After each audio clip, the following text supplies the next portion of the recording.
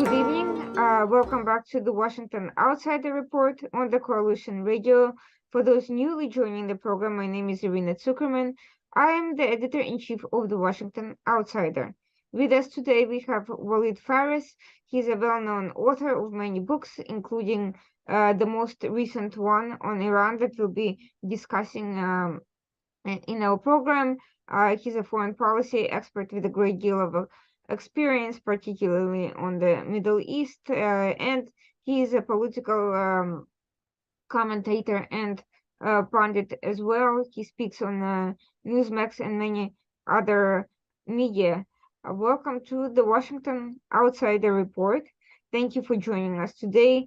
The book that you have written on Iran and U.S. policy concerning Iran couldn't come at a more timely moment, given the ongoing civil unrest in Iran, the ongoing the escalation in Ukraine, in part fueled by Iranian weapons, and of course, U.S. foreign policy, which is trying to balance these security and human rights concerns with the Biden administration priority of achieving a nuclear deal. Now, before we get into these very thorny issues and the themes of your book, I wanted to introduce you a little bit to our audience, which is quite diverse. And if you could tell us about yourself, your previous books, and your experience in this area, that would be great. Thank you so much, Irina, for this invitation. I am honored to be on your show. I'm honored to be with your diverse audience. Simply, I could summarize it in a very quick way. I had 3 parts of my professional life. The early one was out of Beirut. I was born in Beirut, Lebanon. And I spent most of the 15 years of the Lebanese Civil War living in Lebanon, obtaining all my degrees from St. Joseph University, from the Lebanese University. I became a practicing lawyer, and I published quite a bit, mostly in Arabic at the time, and also some in French, and maybe one essay in English. I had also been engaged with international media, foreign media, even before I immigrated to the United States. So I was well prepared to my second career, which began in 1991 in the United States when I relocated, emigrated, and I attended school again, obtaining my PhD from the University of Miami on ethnic conflict and strategic studies. During the 90s, very quickly, I published one book, a lot of articles, but I started also to engage in 2 fields that I felt my adopted country and their legislators needed. One is the ethnic conflict in the Middle East and North Africa, and as well as minorities issues. I have been involved in testimonies and panels with the US Senate and some with the US House, and I was also advising on a legislation which became law in 1998 about international religious freedom. So that was before the third benchmark, which was 9/11. After 9/11, many experts in my field, scholars and experts, I taught in Florida at multiple universities, but mostly my teaching house was at Florida Atlantic University in the Palm Beach area. I have been teaching a variety of courses, including those that I am expert in: ethnic conflict, terrorism, human rights, and international politics as well. After 9/11, I was asked by a foundation, a Washington-based foundation, to move to Washington and to serve as a senior fellow. I've started to give ongoing briefings to members of Congress. And later on, I was hired by NBC as the terrorism expert for 3 years. And then it was followed by my longest career in the media, which was Fox News from 2007 till 2021. That's pretty long with a national TV. I became their foreign policy analyst for all these years. On the political level, as a scholar, I was invited twice by a presidential candidate. I myself am an independent, registered as an independent, but I have advised many presidential campaigns and many members of Congress and the Senate over, I would say, 27 years. But the two most important events were when Mitt Romney, the Republican presidential candidate in 2011 and 12, asked me to join his foreign policy and national security board. Then again, as most people know from the media, I was also announced by Donald Trump as his first foreign policy advisor in March of 2016, and I served the whole year. In addition to that, there was a very important function I assumed responsibility, and I continue to assume, which is serving as a Secretary General for a bipartisan and actually transatlantic group of legislators, the Transatlantic Parliamentary Group, which started as on counterterrorism, but then it became a group interested in all sorts of geopolitical issues from 2009, technically, till now.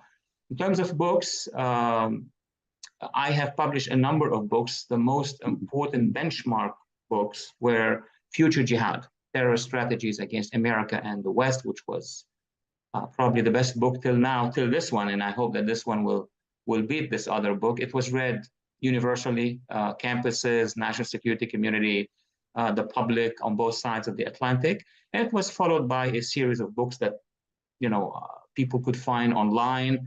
The second most important benchmark was in 2010 when I published a book titled The Coming Revolution, The Struggle for Freedom in the Middle East. Now, that was a book that projected most of the Arab upheavals, they called it the Arab Spring, and the civil wars that followed, almost covered the whole decade, the 2010 decade. And I've published also significant number of articles, but let's close it with the coming book in a couple of weeks, which I consider the most complete work I've done on Iran, the regime. We'll talk about it, obviously, and US policy. What did the regime do and what was the reaction of US policy? Many things I've done also over the past 32 years, but this is the essence. And I hope that those who are listening or viewing will have an opportunity to look at my work online. Thank you so much for this survey of very interesting scholarship. Now, the most obvious questions I want to ask is, what made you decide to write your next work on Iran, given the multiplicity of threats coming to and from the region in the recent years? And it sounds like the plan for your book preceded the breakout of these current protests that started in September with the death of one young Kurdish woman. Absolutely, Irina. This is the greatest question. I will write about it actually when the book is out. So it will be the first time I'm going to answer it on your show. This is almost has become a tradition with me in publishing. The book Future Jihad I wrote in 2004. That was after the 9/11 Commission, or while it was taking place, these hearings. And I projected the jihadi urban explosion, meaning the cells in Europe, in America, and I wrote about what the strategies, not just of Al-Qaeda, but Al-Qaeda and what would become a neo-Al-Qaeda. That was many years before, actually it was 10 years before ISIS. And I don't want to use the term predicted, we don't do it in political science, but projected that there will be waves of jihadists and they will branch out into a variety of organizations. And I looked at the common goal for all these movements and specifically the mental warfare, the war of ideas. So that was one book where I projected, and then those things started to happen. The second one I just mentioned is the coming revolution. The only difference is I project them to come a little bit farther in time because I'm an intellectual, but then they come even faster. So my book of 2010, The Coming Revolution, I worked on it years before, maybe 3-4 years. But then immediately after its publication, like few months, 4 months, the Arab Spring exploded. This one has the same pattern. This book on Iran, I drew almost all of my experience. I will tell your audience, I mean, frankly, I was very, very young, but I witnessed the reaction of radical forces. I was first year or second year of law school in Beirut when I was still in the Middle East. And I witnessed the reaction to the revolution or to the coup in Iran, 1979.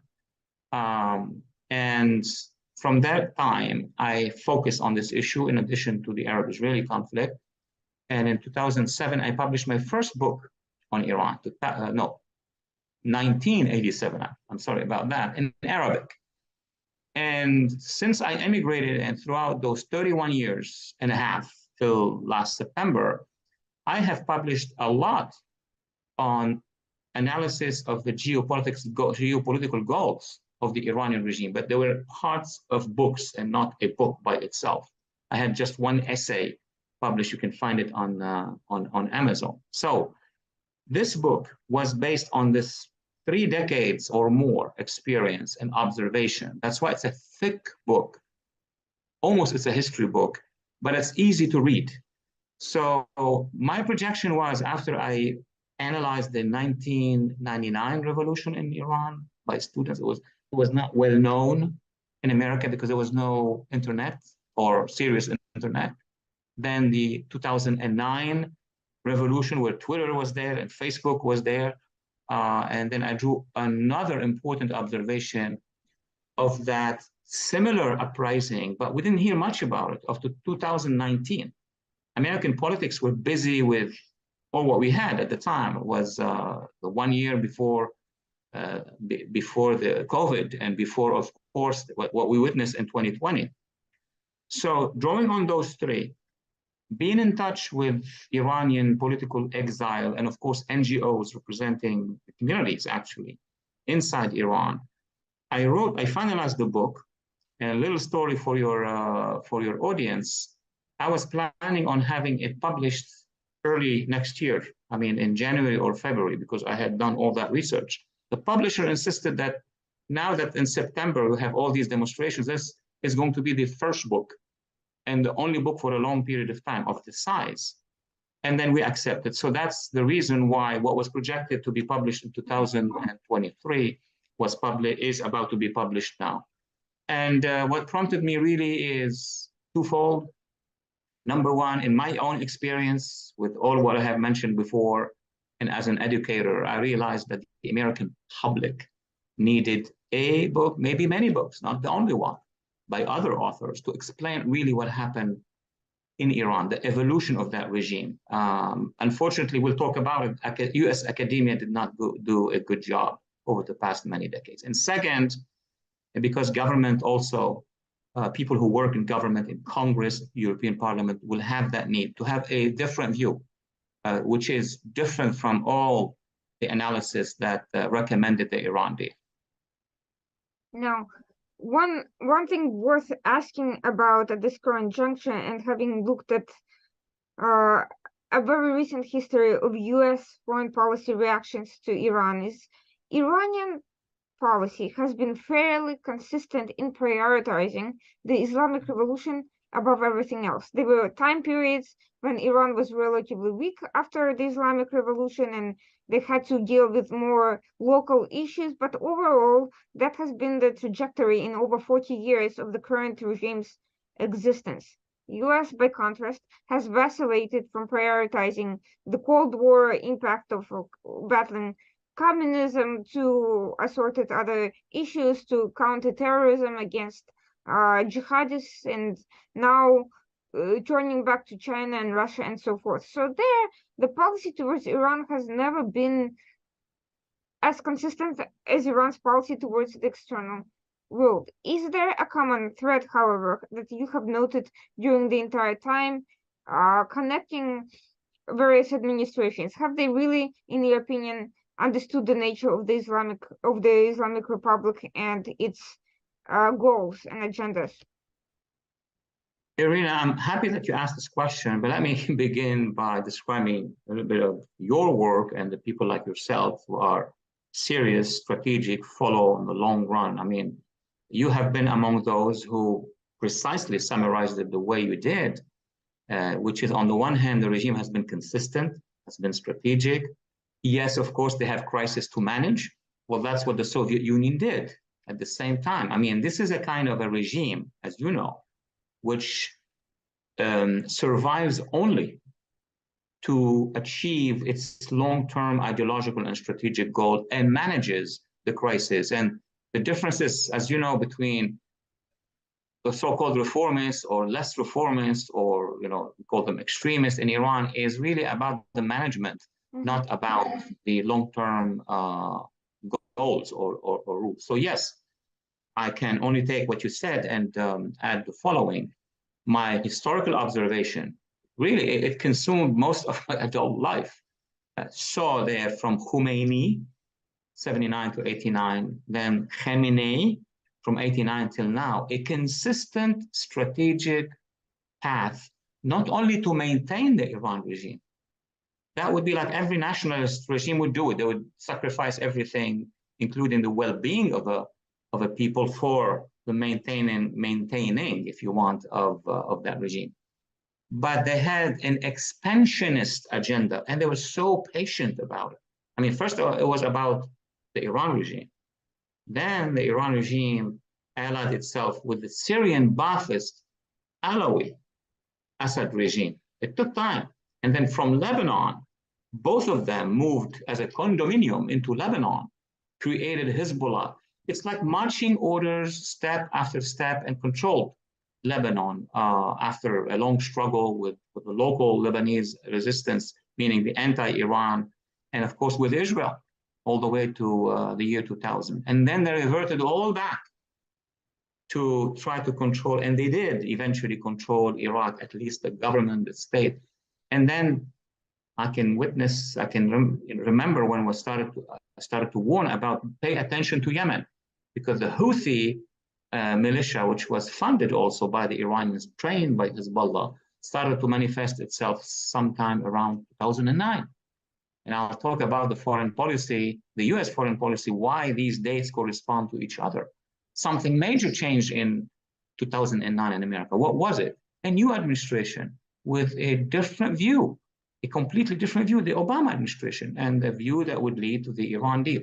So we see that this is an Iranian regime that consolidates on the inside and that expands and expands and expands. And then, of course, in the world of intelligence and terrorism, this is not just the Middle East. They have been all over the place, in Africa, in Latin America, Venezuela, operations in Europe, in Asia. That's a different story. Now, your question is, while we see the Iran regime being consistent and moving gradually, what did we see in terms of US policy? That is the heart of my book.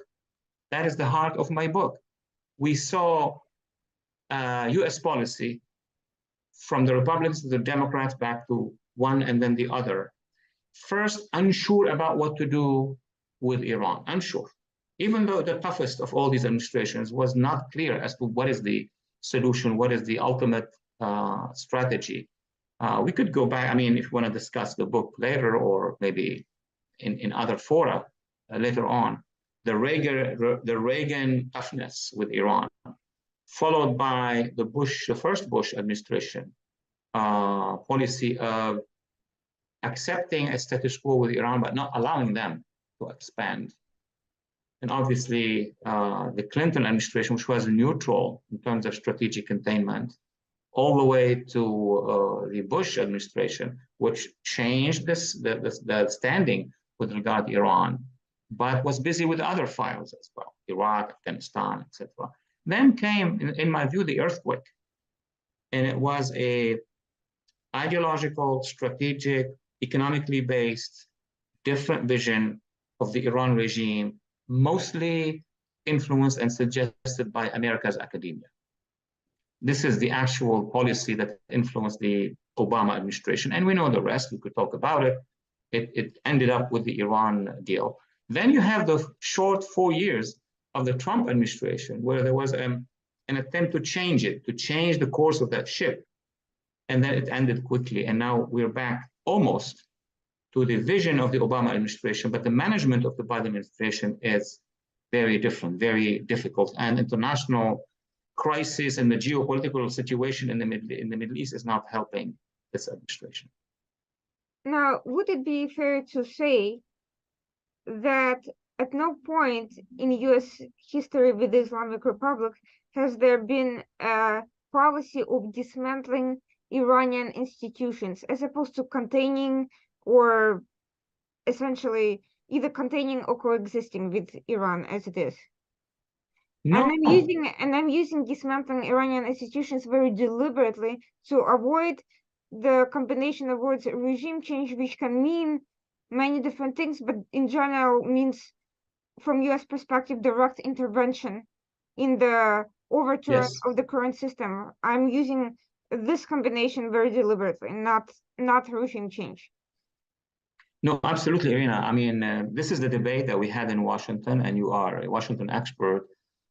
First of all, there is this a fog in the way American foreign policy thought about, processed the thinking about Iran.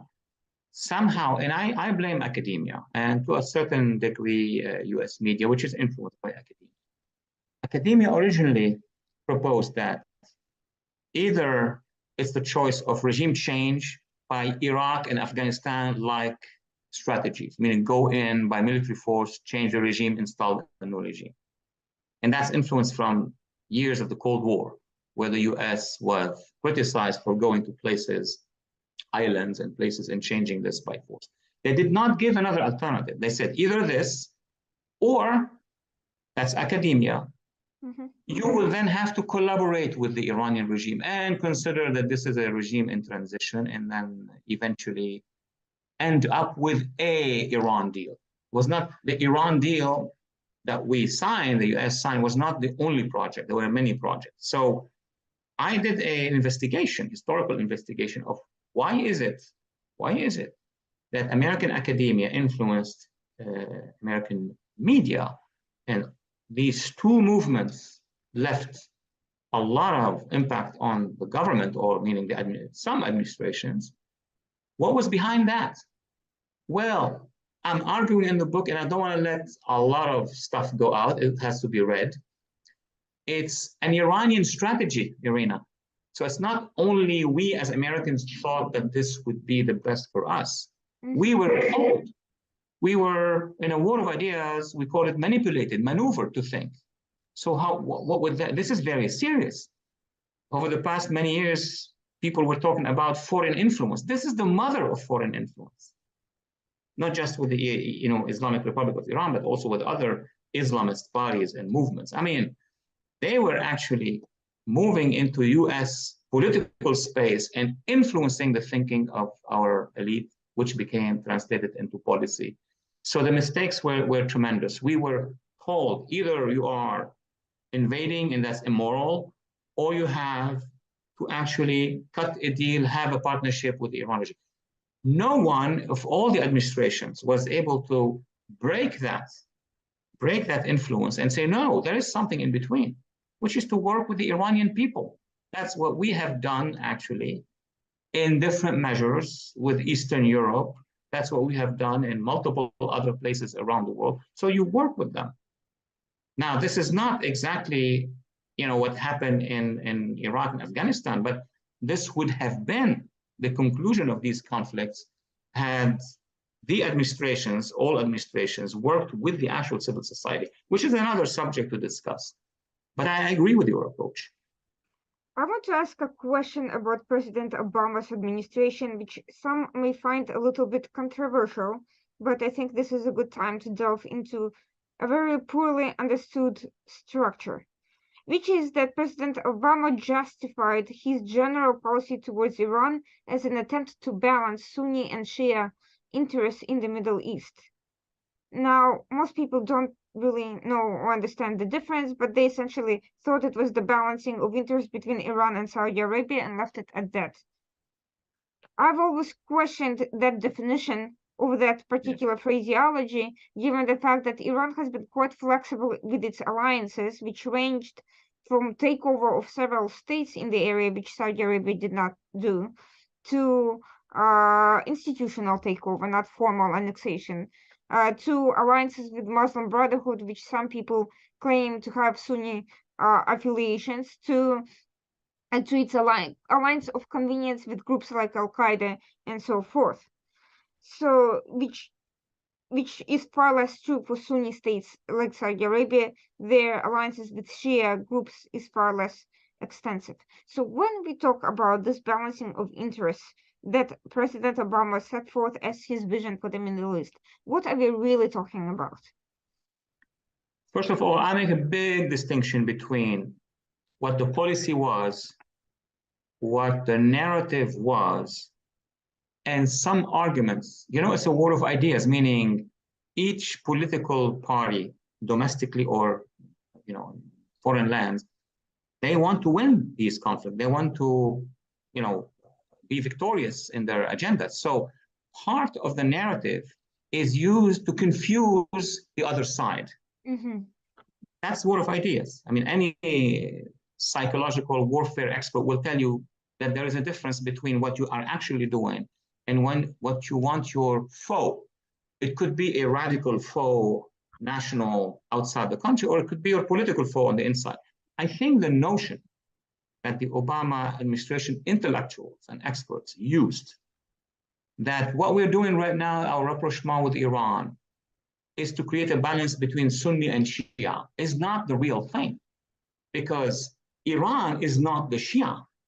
Iran's regime is the Khomeinist regime, which are the National Socialists of Iran, and of course, all these radical Shia, Hezbollah, militias. And so the deal that was done with Iran was not with the Iranian people.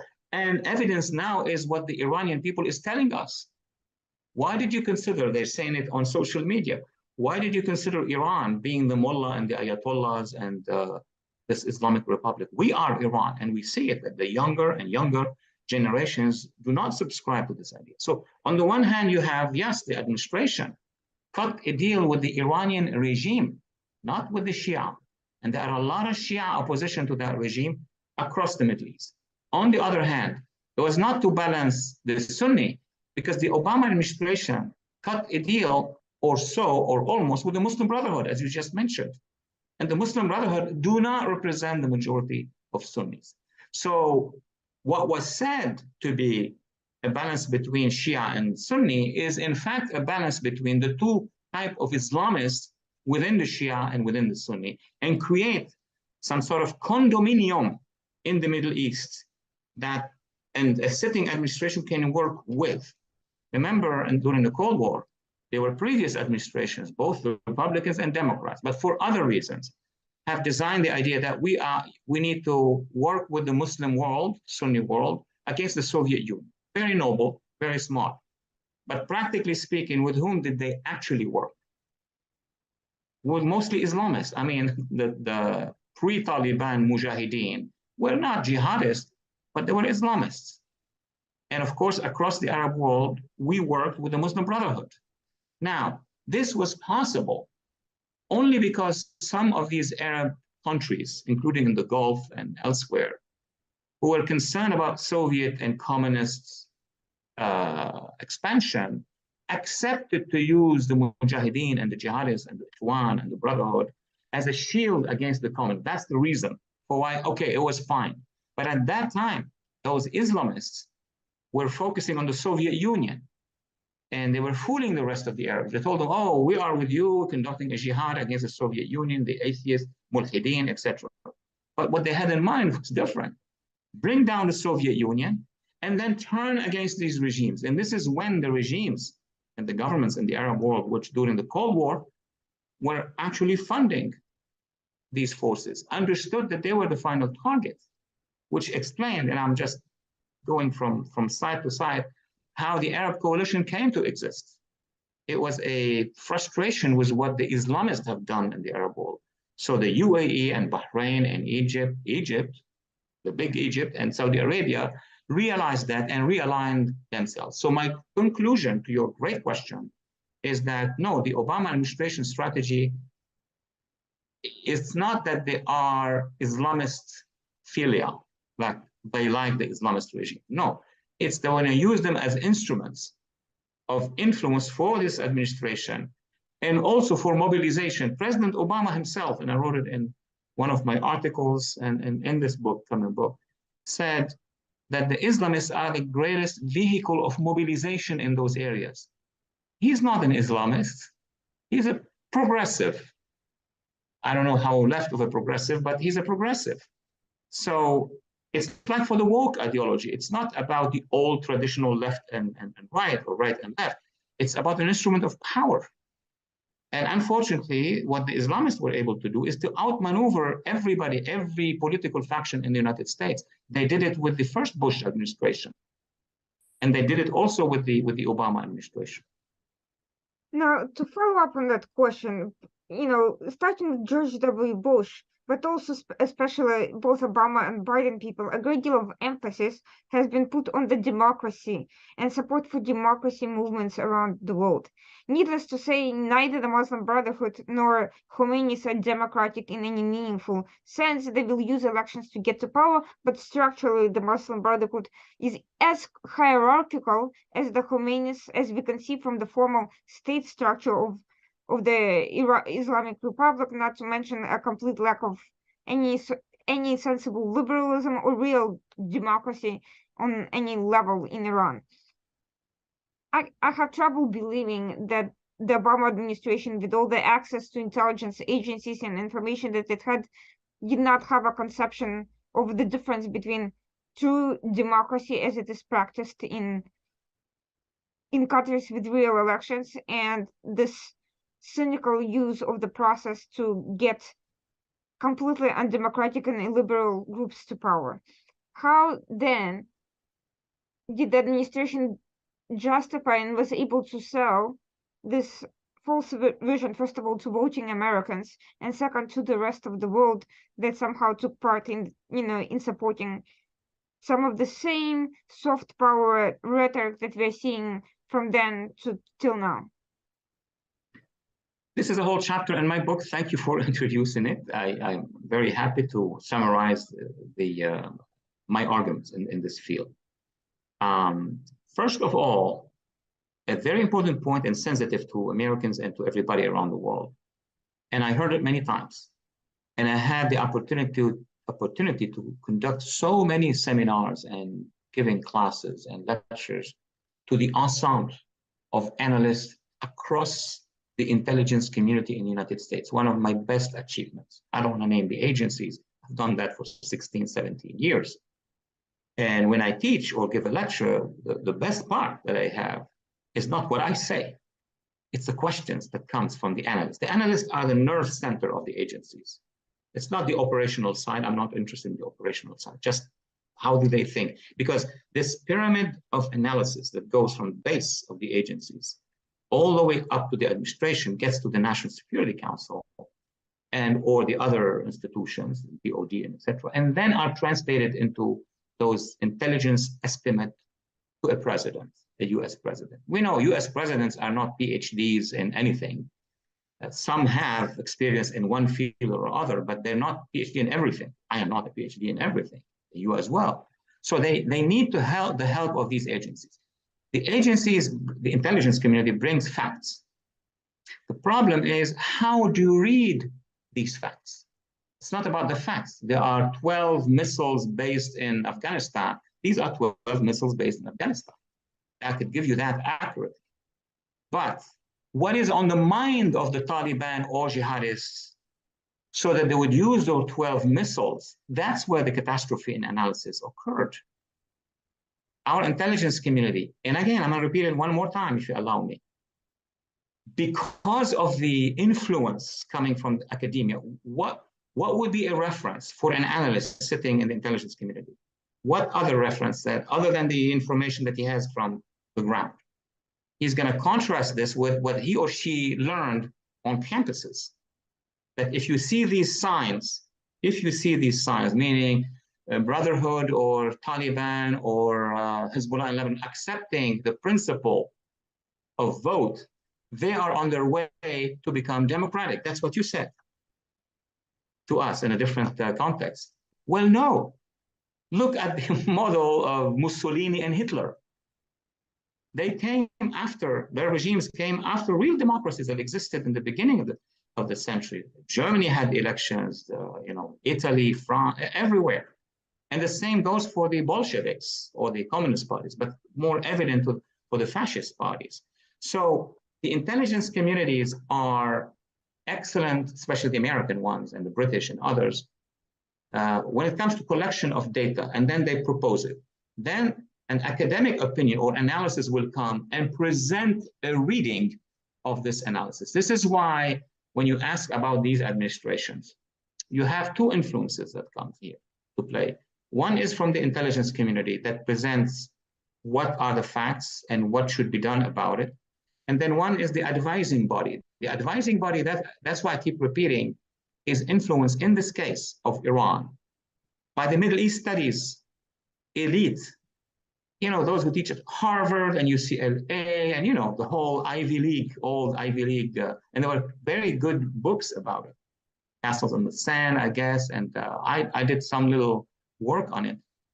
And the war of ideas enabled both Brotherhood with their petrodollars and the Iranians and other nationalists from the Middle East to open all these Middle East programs and then help those academics to continue to teach other generations. And as I explained it very clearly, where does a classroom's graduate go? They will go to the newsroom. They will go to the courtroom. They will go to the war room.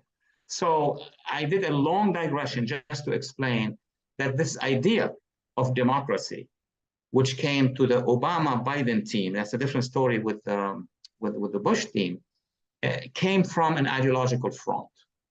So they thought that whatever that elite told them, that if they vote, meaning they are going democratic, they didn't understand that these totalitarians are using democracy, as you said, to get to power. And once they are in power, they will close this. For the Bush administration, which after 9/11 put forward a movement called Democracy Forward or Freedom Forward, they had an instinct on the issue because many of their advisors were coming from the community that did the struggle against the Soviet Union. And I've met so many, and I was part, but at a much lower level. So yes, they wanted to do democracy in Iraq, and yes, they wanted to do democracy in Afghanistan, but they didn't understand the difference between these societies and Eastern European societies. Eastern European societies have operated a revolutionary change in their mentality, in their doctrine. They have experienced actual liberal democracy. In those countries, if you lift one foe, then you have to deal with the schooling system. You have to wait to have a liberalized society, which we were about to have. Sorry, I'm digressing, but in Afghanistan, after 20 years, yes, it failed because of a decision made here in Washington, but there were enough women and NGOs and teachers and etc. They were about to leap to the final democratic movement, and then we released them back to the medieval times with the Taliban. And same goes everywhere in the region. So they didn't understand that to obtain democracy, it's not the electoral system. So I conclude like yourself. It's an intellectual revolution which was on its way, and now again could come back with this Iran revolution. Now, there's one interesting point in that the administration has appeared to be far more concerned about Iran's nefarious dealings with Russia, likewise a pseudo-democratic country for many years, which very well understood U.S. thinking on that issue. And we've had things like exceptions to the armament treaties, which has allowed Russia to sell weapons to Iran back in the early 2000s. And we have seen Iran and Russia form a gas cartel in 2008, along with Qatar. And now we are all of a sudden shocked to see that Russia and Iran are cooperating with respect to Ukraine in exchange of weapons and all sorts of, and Russia's been building nuclear reactors for Iran and so on and so forth. This apparent shock for this current Biden administration, nevertheless, would not have been possible had it not for decades of avoiding the growth of relations between Russia and Iran by multiple administrations. How did we really miss that coming? First of all, we had part of that history as part of the Cold War. So we missed the boat between 1979 and 1991. So there wasn't Iran, but we were busy, of course, with the Soviet Union and how we're going to manage our exit from the Cold War, and everything was focused on what would Gorbachev do and the coup of Moscow. So I would be more merciful in the last decade of the Cold War because the Soviet Union was the threat. Though we could have, at that time, had the best approaches to the Islamic Republic because it was the weakest possible. The Soviets didn't like the Islamic Republic in the beginning. They had even tensions between themselves. We should have worked along with our allies in the region, but I would say I'll give them a pass. It was the Cold War. Now, after the Cold War is where I would not give them a pass, which is the most important decade was the 90s. It was before 9/11. It was still Russia with Yeltsin. And you know, Yeltsin wanted to join the Western community. The Russian society was rushing to the West for the entertainment, for change of culture. The army, the armed forces were on the one hand put under pressure by Yeltsin, and on the other hand, they didn't have enough time to reorganize their network, which is the military industries and then part of the nationalist part of the army. That happened sometime around 2000 to 2002. And 9/11 actually helped Russia to reorganize itself because if you remember when there were those meetings between President Bush and the new leader of Russia, Putin. So even Bush felt that it's not anymore the communist Russia, it is not the Soviet Union. They were also hit by the jihadists, which is true. The jihadists targeted Russia throughout the 90s and after that. But it lost us, it lost the United States, the ability to link up with the democratic element inside Russia. That is a failure, but that's not our subject. And second, a slow convergence between the new leadership in Russia and the Iran regime. This is where our problem really started. When you have an Iran that would slowly drift to become under the wing of Russia, you're going to translate it into what? Into under the nuclear umbrella of Russia. And add to it later on China. I mean, last year, 2021, signed a formal treaty with Iran. And many here in America, in Washington, don't realize that they're not dealing only with Iran. They're dealing with an Iran that is part of a three-power alliance, four-power alliance with North Korea. So you are right in this point. But I would say the weakness of the Iranian regime has always been its people. Their strength was to deter us from working with their people. This is how they outmaneuvered the West. And then the Iran regime was so smart. These are chess players in releasing into the West a so tempting of a policy, of a project, that it influenced many of our administrations. And you know what it is, it's the Iran deal. If you want next, we could discuss the Iran deal and how Iran did it, which is in my book. But going back to the Russia-Iran, yes, there was a sudden wake up after February. by the international community, including by everybody in Washington. Oh my goodness, Iran is sending drones, is producing drones for Russia to use in Ukraine. There was one aspect, and I'll stop my answer here, that many did not pay attention to. And I was asked a question, and I'm answering in the book. What does it mean that Iran will send drones to Russia to use them in Ukraine? Of course, there is the fact that Iran has those factories, which, by the way, were done with the advice of Russia and China. So it's like Russia and China are allocating the build-up of drones in Iran because that money comes from and the technology comes from the two powers. But there is an aspect that escaped many, and I'd like to talk about it quickly in your show. Russia and Iran are playing a sort of a rehearsal. For what? For a stage that is coming soon. When Iran will send all these drones to Russia and creates this halo about its role, its aggrandizement there, what it is actually doing is allowing Russia to say, when I was in my darkest hours, which is what's happening right now, the sanctions and all of that, and I am fighting to regain my quote unquote land, who helped me? Iran's regime helped me. It was so obvious. So what is the price of that? Then Moscow will argue, you Iranian regime helped me during my darkest hours. I'm going to help you during your darkest hours. And what would that mean? It means that Russia, if Iran's regime or its forces are threatened by the West, and whomever considers themselves West in the region, then Russia will extend its nuclear umbrella over Iran. So maybe, what I'm saying is very serious and stressful. Maybe the first weapons to be deployed in Iran, the nuclear weapons, may not be the product of what they are producing, trying to produce in their factories right now, the nuclear factories.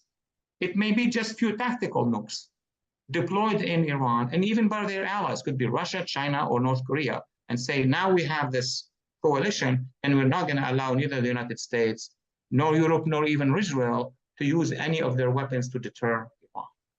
That's the big game.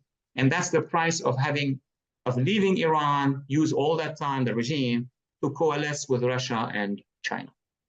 Now, you mentioned JCPOA as a product sold to the United States by Iranians themselves. And quite frankly, I've always wondered why the US and many others have been so enamored with that particular vision and nuclear deal that would prevent Iran from going nuclear, when it's very obvious that the Iranian regime is not self-destructive.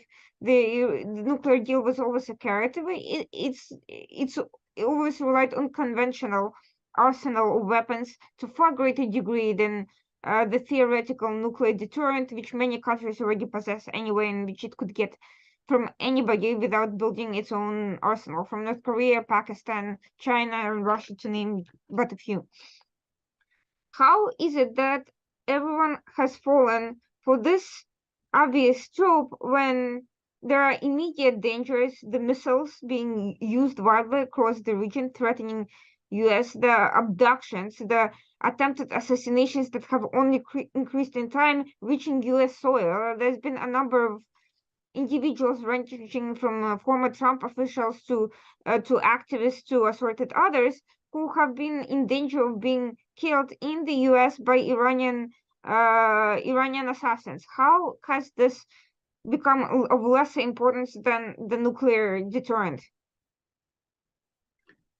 Also, I want to refer, of course, to the book. Is a whole chapter and a half on what is the genesis of the Iran deal, of that offer that was made by the Iranian regime, all the governments, but mostly after 2003 and 4.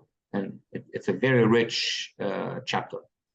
And what attracted basically the Obama administration, because they made that offer to the Bush administration and they didn't buy this.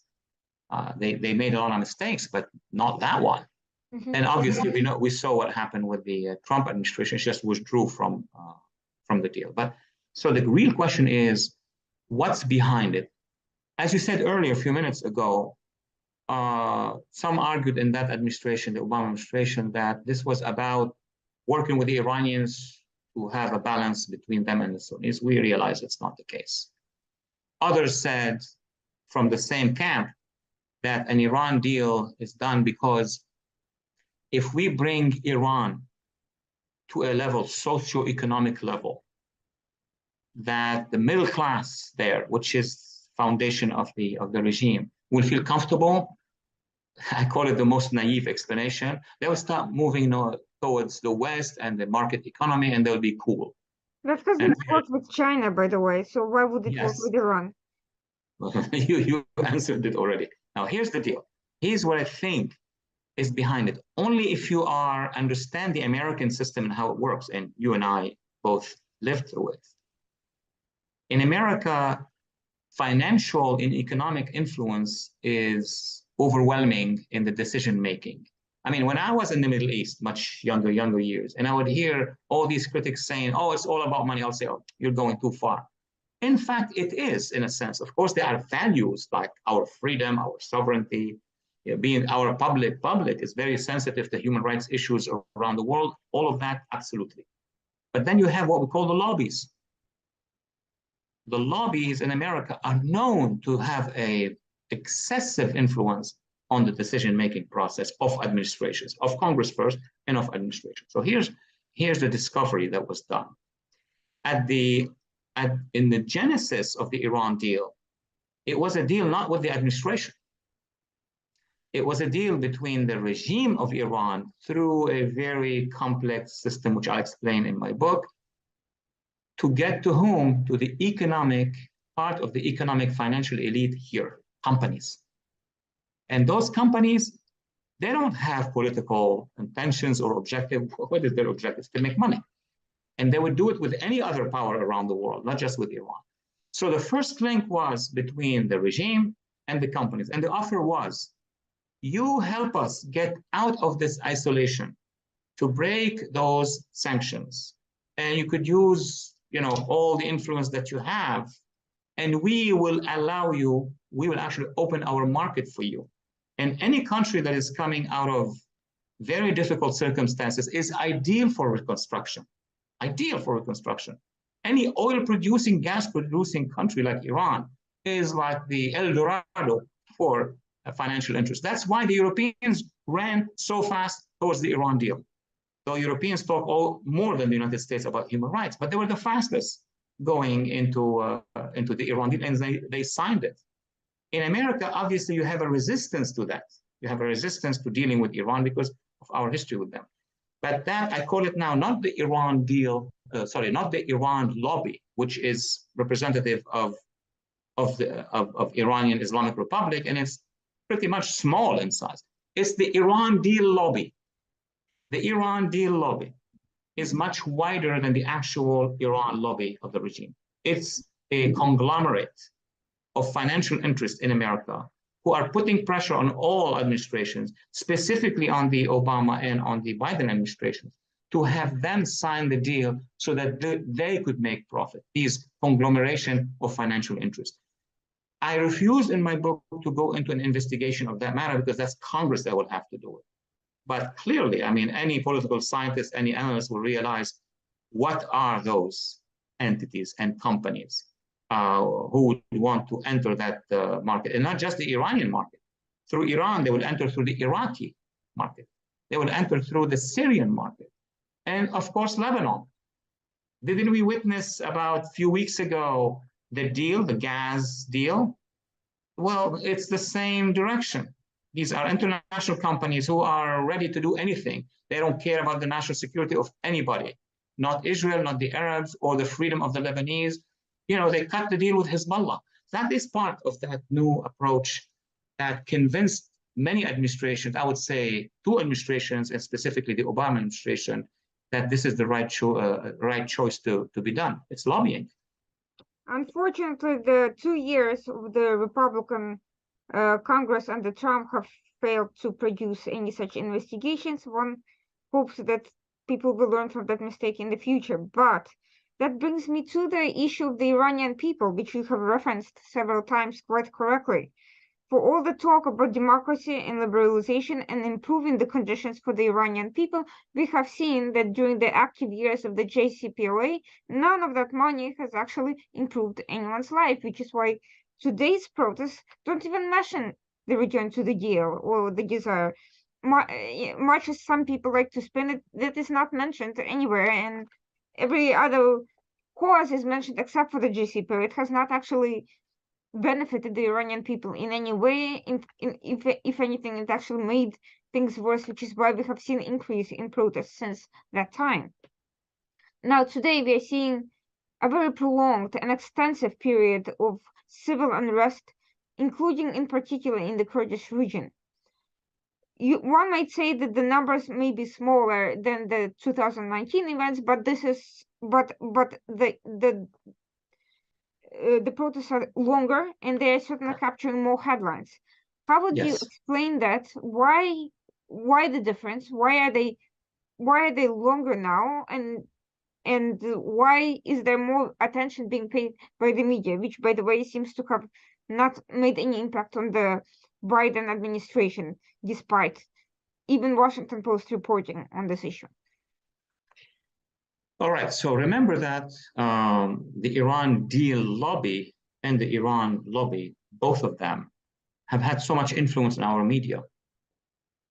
You mentioned Washington Post, New York Times, the LA Times, and then the second more radical level, Mother Jones and the Daily Beast, and all that world that is called at times mainstream, but in fact it was at the time, the apologist media for the Iran deal. They were pushing for the deal to preserve the deal and attacking the critics of the deal. One of the major reasons, not all of the reasons, for this harsh attacks against the previous administration, obviously you have domestic reasons, but one of the reasons was that Trump removed the US from the deal. They went berserk.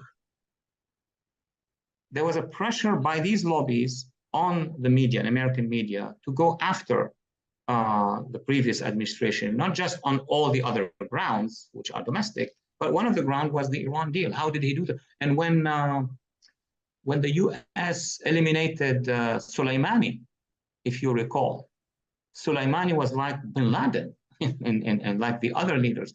When Obama ordered the elimination of bin Laden, there was a euphoria. I mean, everybody in America, the Republicans and Democrats, they cheered. But when the administration in 2020 eliminated Soleimani, it's not just a symbolic, because Soleimani was ordering the targeting of Americans. And throughout the Iraq campaign, 700 American servicemen and servicewomen were targeted by his mission. Bottom line is that the influence by the American media on the influence of the Iran deal lobby on the American media was extensive. Now, what happened recently is creating a crisis. We are in the middle of a crisis whereby in the West, the supporters of the Iran deal, meaning apologizing for the Iran deal, not really supporting the Iranian opposition, removing it from the agenda, everything you mentioned right now, they're experiencing a crisis. And that's the essence of your question. What happened really in between? What happened in between, first of all, the growth of the Iranian opposition, self-awareness, the sophistication. It takes time. Any opposition in the world may, in the first few years of its life, be very weak, very dispersed, etc. Now you see an intelligence brain or multiple brains behind what's happening in Iran. And you noted it very clearly. Instead of a big, large demonstration, these are micro demonstrations across the nation. You cannot beat them. Second reason, and I'm summarizing here, is technology. Technology has now become, it's the advantage of the Iran regime, drones and radars and what have you, and spies, but it's also a disadvantage. It's internet.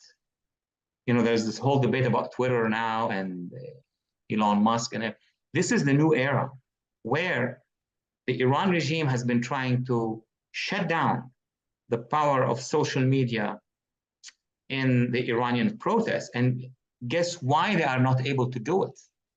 they are not able to do it because the Iranian economy is based on internet, and they cannot like cut a piece of it and not cut the other piece. So now they are facing their own product of using these electronic means for their improvement, and then those bright, small, young teenagers. That's why we see a lot of teenagers, boys and girls, using this technology. So the Iranian revolution now is different from its predecessors. Number one, because technology allows it.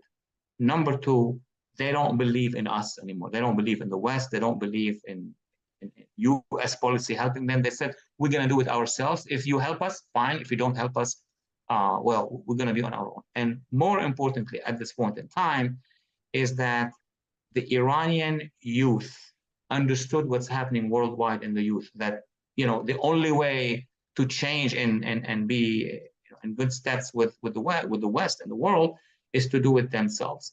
So what you see right now is something that is not going to be reversed. And I conclude with this. It doesn't matter for them how long it's going to take. We in the West are more monarchist than the Iranians themselves. When are they going to change? They're cool about it. They're saying it's going to take us 100 years, we'll do it. But this regime is not going back. It's not going to convince us. And that is creating this indecision among all these financial partners around the world. They're saying, their advisors are telling them, we don't know if our contract with this regime are going to survive. That's the biggest issue. I want to conclude with a big kind of question.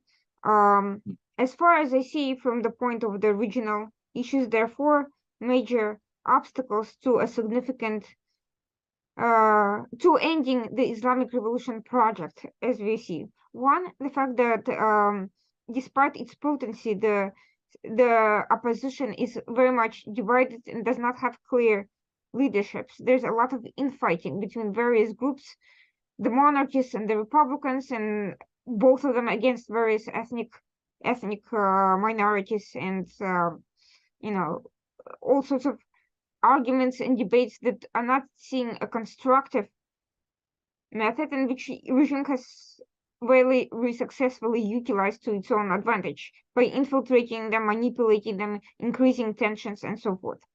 Second, the fact that the bureaucracies depend on a significant portion of the population, and the population, without a clear move forward, without a clear federalized plan for continuity, many people simply will not walk away from the military, from the various agencies, from even the private sector is dependent on the regime. So that, and some of it is heavily dependent on particular ethnicities, by the way, disproportionately so. So without those groups moving away, the regime is simply not going to collapse, especially given that it has the power, the tanks, the missiles and so forth, which the people do not. The third factor, as far as I see it, is the fact that the regime is not just Tehran and not just IRGC and the Basiji. It is all the proxies it has accumulated throughout the region, plus its state backers such as Russia, China, and North Korea, who are committed to the survival of this particular regime. So the fourth obstacle is indirect. It's that I don't see any prospective presidential candidates on either side projecting any sort of a plan either to overcome these particular difficulties or in general even roll back Iranian influence throughout the world. Even from the not even from the perspective of regime change, but their own security self-interest. I haven't seen anyone articulate what they would do other than maybe reimpose sanctions and not engage as much, which is, was the Trump strategy, and which did not really fully work. It just minimized some of the damage and put some stress, but wasn't nearly sufficient. Based on these arguments that I've presented, what is your projection of U.S. policy, and as well as the regional dynamic to respond to this challenge?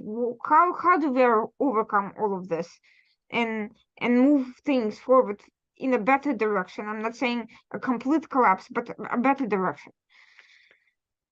Irina, in my book, I have a modest policy suggestion at the end, a series of suggestions that are good for this House, the new House, Congress. Hopefully, as you said, in 2 years, there was not enough time or even ideas. I hope in the next 2 years, in these coming 2 years, there will be some leadership in the House and the Congress that would push in that direction. So that's number one.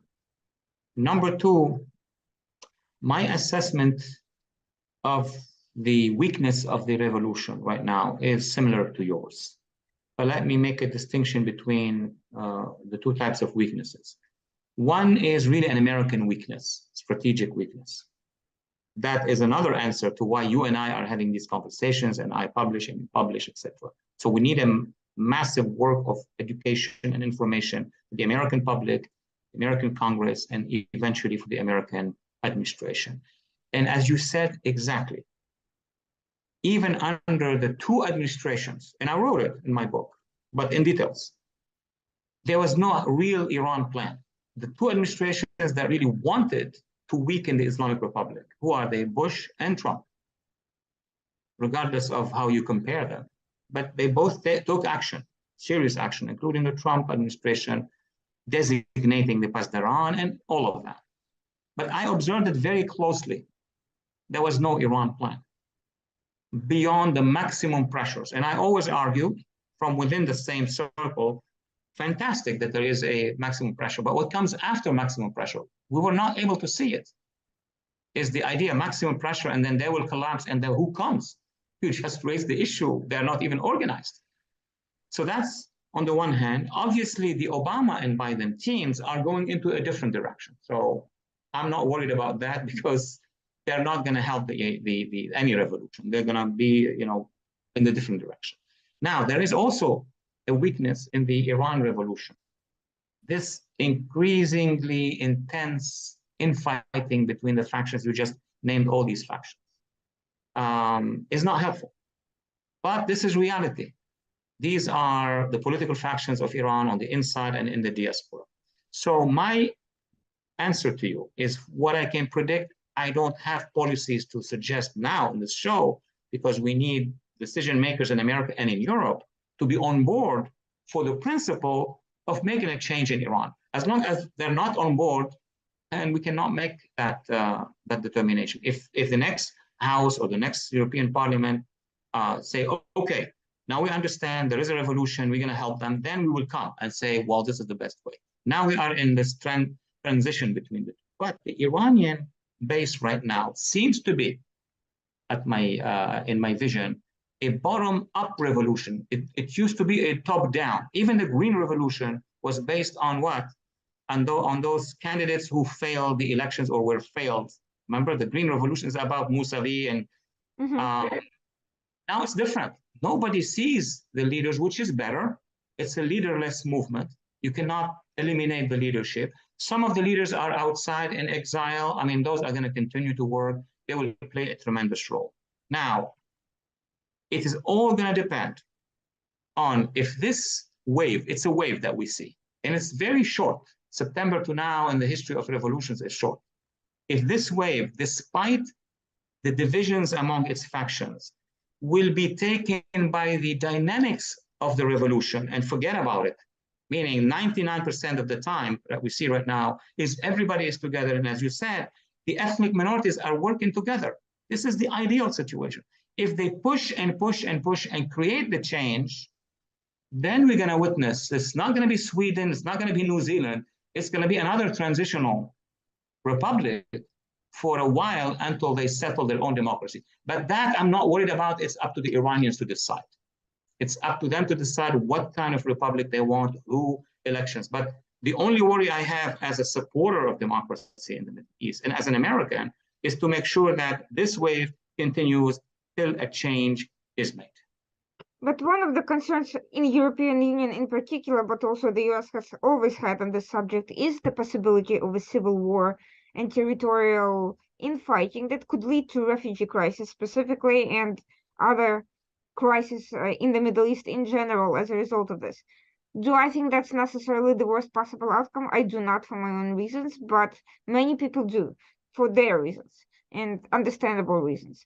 So the question is, do we not perhaps see this hesitation to actively support the integration of the opposition voices precisely because nobody really necessarily wants them to fully succeed out of fear of the results of that success? Absolutely. See, this is an argument, I'm used to it for years now, produced by the Iranian propaganda. So what they do, they come to the politicians through their academic connection, etc., and say, oh no, it's better to have an Islamic Republic that is unified, settled, no war. You could do business with them. You could cut a deal. That's the genesis of the Iran deal. Yes, they're abusing human rights. I mean, so what? There are a lot of authoritarians that will come along and become slowly in business with us. That's one argument. The first is they describe to them, it's like remember the previous argument of war or collaboration. Here also, oh, otherwise there will be civil war. Civil wars meaning refugees. This is totally, in my view, an Iran regime elite argument. What would happen in reality may not be determined by what these elites are telling us, because the Iranians are smart. They're not going to go in a full-fledged civil war just because, they have freed themselves from the mullah. What most likely will happen, and it depends, this is why American role leadership is crucial, and European as well, and the help of the Arab world and Israel, all of that could help shepherd the Iranian opposition into getting to a stable point. That is not going to eliminate the political clash inside Iran. No, I mean, we have a deep political clash in America, which is very troublesome. So the Iranians if they can get rid of the regime with their own, or if it collapses in one shape or another, what do you think they're going to do? They're going to immediately try to create a transitional government. They're going to negotiate. They're going to say, no, you will have more seats. I'll have more seats. That's number one. They will get a transitional government. And I guarantee you, Irina, that the international community will run immediately and rush to help them form the government for those reasons. It's not that we're going to abandon them. We're going to rush. So that's number one, a change in the West. And second, ethnic communities. It looks like these analysts don't understand that there's a new generation in these ethnic communities. See, after the killing of Mahsa Amini, what happened? Iranian youth, Persians, Kurds, Baluch, Azeris, were all coming together.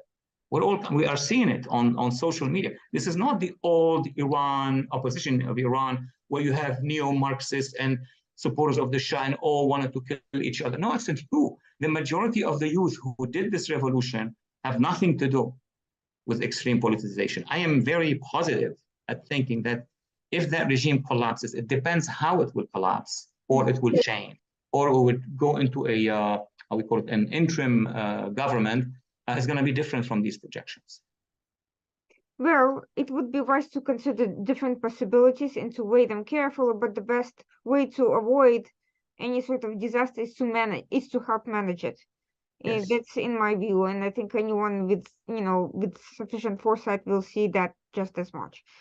But so far, again, I'm extremely troubled and concerned by the lack of long-term vision among politicians. I guess that should not be that surprising, but when you have an adversary that does think very long-term, and when we cannot think past one term of presidency, that is not a good political and survival balance of the equation here between us and these regimes. So I am hoping that will start to shift as we get closer to 2024, but in the meantime, I hope the future generation of politicians will watch this program and start thinking about it. If you may, give me 1 minute, one additional extra minute to Sure, say this. Please. Because this conversation is probably the best I had in a long time. So my observation, not just of the Middle East and the Iran people, but of our politics, is that there's a lot of pragmatism. I can guarantee your viewers that if the push in Iran gets to where they want to go, just the beginning of that second stage, what's going to happen here? Who's going to go and fight for the dissolved mullah regime? Nobody. They're going to all rush to help Iran and the Iranians and make business. The best Iran deal, let me make it into a slogan, will be after the Ayatollah are gone. The same deal they want to do will be done with the bourgeoisie and the industrialists and the middle class of Iran. So let's not be afraid of a post-Islamic Republic. Actually, that's the beginning where every force in America, including the Democratic Party, which was reticent, and of course the Republican Party, they will all go to do business in Iran. It's interesting that you made this point because I have had significant conversations with economic experts, all of whom said that ultimately the deals being cut by businesses with the Islamic Republic now benefit mostly a very small portion of companies mostly that are mostly connected to the Ayatollahs and nobody else, not even their own internal Iranian companies, and certainly not the Western companies, which due to one, endemic corruption, two, business risks, and three, significant costs of doing business and getting around sanctions and dealing with uncertainty and just having all sorts of other practical and logistical problems. So I'm actually quite curious why all of these people feel so invested into something that can be nationalized and taken away at any minute, as has happened repeatedly in undemocratic regimes. That's the conclusion that experts in the field and conversations like these should get to the desks of decision makers. What are you doing? Especially the government. The companies will always adapt to anything. But the governments making their decisions based on the direct interest of these companies, they're making decisions for the entire American people, not for these companies.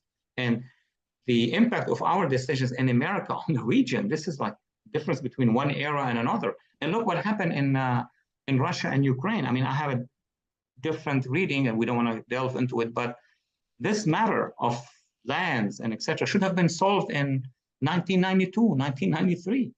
And you know more than others that if you don't resolve a matter now, we'll have to pay the price for it in wars and conflicts. But I'll stop here. Absolutely. Well, let's hope that that we can learn from our mistakes going forward and have conversations that are more productive, more interesting, more diverse, and less dependent on a small group of corrupt lobby-linked interests. That's the best we can hope for here. Let's hope so. Thank you so much for joining the Washington Outsider Report. To those watching the program, this was Walid Phares. We were discussing his upcoming book on Iran and on U.S. foreign policy. My name is Irina Zuckerman. I'm the editor-in-chief of the Washington Outsider. And if this is your first program, please join us next week, same time, Tuesday nights at 9 p.m. Eastern Standard Time. Thank you so much.